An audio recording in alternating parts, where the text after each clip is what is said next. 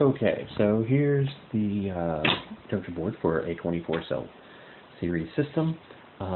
These are in place. The batteries isn't on it yet. I have another step because I can't leave well enough alone.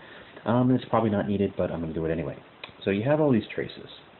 And the purpose of these traces is to take the non-high current, but still connected electrically, so you can connect for the battery management system here. So those cells over there, they trace up to here, they go into that connection. And then when you go into the battery, this plugs onto the battery, leaving the connections out in the front accessible. Okay, so that's nice and easy. But because these traces are conductive anywhere from the outside in, I really only want it to go from there to here, like a wire would that's sealed. But this isn't coated like a wire is. And so all these tiny little distances here could short.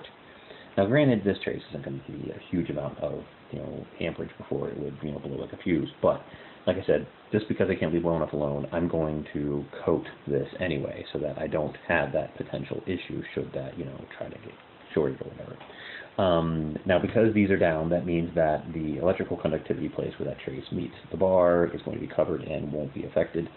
And then I made a little mark here on each of these bus bars so I know which side is being exposed to what's being, that thin little coat that's going over top of it. And that will, so I know which side I can then press later. The other benefit of doing this is because these cells, I do have dissimilar metals,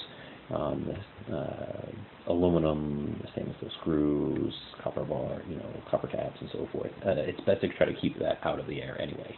So that coating is also going to be good for reducing the risk of corrosion a little bit.